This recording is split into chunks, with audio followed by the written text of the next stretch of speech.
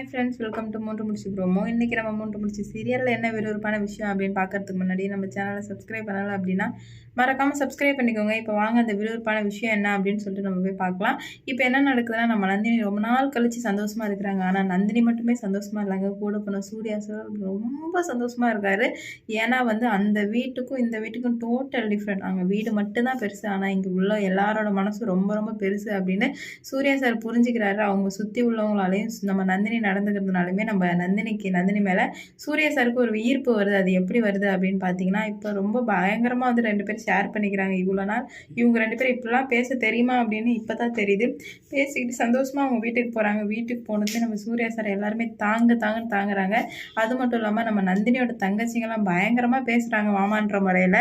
நம்ம சூர்யாவுக்கு அது எல்லாமே புதுசாக இருக்குது. இவங்களும் ரொம்ப அன்பானவங்களாக இருக்காங்க. ஆனால் நம்ம வீட்டில் மட்டும் ஏன் இப்படி இருக்குது அப்படின்னு சொல்லிட்டு இப்போ தான் அவருக்கு ஒரு ஃபீலிங்கே வருது. நம்ம வீடு மட்டும்தான் இப்படி இருக்கா, அதுக்கு எல்லாத்துக்கும் காரணம் பணம் தானா அப்படின்னு சொல்லிட்டு யோசிக்கிறாரு. இதனால் அவருக்கு நிறைய யோசனை வருது.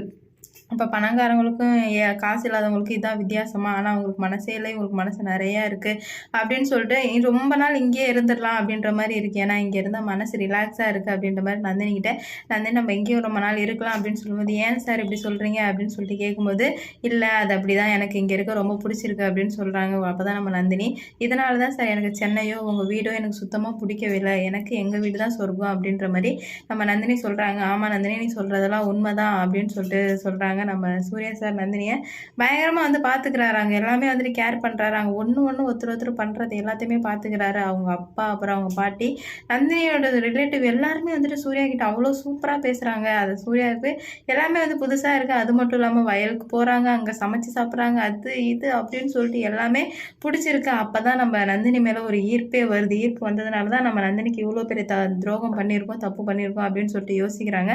அதே சமயம் நந்தினி கிடைக்க நான் கொடுத்து வச்சிருக்கணும், நந்தினி எப்படியாச்சும் ரொம்ப நல்லா பார்த்துக்கணும் அப்படின்னு சொல்லிட்டு நினைக்கிறாங்க. இப்போ இந்த சமயத்தில் தான் நம்ம சுந்தரவழி சூர்யா சாருக்கு எப்படியாச்சும் ஒரு பொண்ணு பார்த்து கல்யாணம் பண்ணணும் அப்படின்னு சொல்லிட்டு நினைக்கிறாங்க. ஆனால் அவங்க நினச்சது கண்டிப்பாக நடக்க போகிறது இல்லை. இவ்வளோ நாளாக சூர்யா சார் நந்தினியை வச்சு பழி தான் வாங்கிட்டு இருந்தார். ஆனால் நந்தினிக்குமே சூர்யா சாரால் இப்படிலாம் இருக்க முடியுமா? அவங்க ட்ரிங்க்ஸ் பண்ணாமல் போகாமல் அவரால் சிரிக்க முடியுமா, நல்லா பேச முடியுமா, நார்மலாக இருக்க முடியுமா அப்படின்ட்டு இப்போ தான் நம்ம நந்தினிக்குமே அந்த உண்மை தெரிய வருது. ஏன்னா இவ்வளோ நாள் ஒருத்தருக்கு புரிஞ்சிக்கவே இல்லை. புரிஞ்சுக்கிட்டாங்க அப்படின்னா எந்த பிரச்சனையுமே இல்லை. புரிஞ்சிக்காம தான் நம்ம நந்தினி எவ்வளோ கஷ்டப்பட்டாலும் சூர்யா சார் எனக்கு என்னோட தாய் குலத்தை பழி வாங்கணும் அவ்வளோதான் அப்படின்ற மாதிரி திமிரா இருந்தார். நம்ம நந்தினி எவ்வளோ அங்கே இருந்துட்டு ரொம்ப கஷ்டப்பட்டுருக்காங்க. ஆனால் நந்தினி பற்றி எப்பயும் அவர் யோசிச்சதோ புரிஞ்சுக்கிட்டதோ இல்லை. ஆனால் இப்போ இவங்க வீட்டுக்கு வந்ததுக்கப்புறம் நம்ம இந்த மாதிரிலாம் இருந்திருக்கக்கூடாது, தப்பு தான், இதுக்கு மேலே ட்ரிங்க்ஸே பண்ணக்கூடாது அப்படின்னு சொல்லிட்டு சூர்யா சார் நினைக்கிறாரு. எப்பா அவரால் இந்த மாதிரிலாம் இருக்க முடியுமா அப்படின்னு சொல்லிட்டு நமக்கே ஷாக்காக தான் இருக்குது. ஏன்னா அவரால் குடிக்காமல் இருக்கவே முடியாது. இவர் நினைக்கிறாரு, ஆனால் குடிக்காமல் இருக்கிறாரா இல்லையா அப்படின்னு சொல்லிட்டு பார்க்கலாம். இந்த வீடியோ பிடிச்சிருந்தா லைக் பண்ணிக்கோங்க, ஷேர் பண்ணுங்கள், கமெண்ட் பண்ணுங்கள். இது போன்ற வீடியோ சீரியல் அப்டேட் தெரிஞ்சுக்க நம்ம சேனலை மறக்காமல் சப்ஸ்கிரைப் பண்ணிக்கோங்க.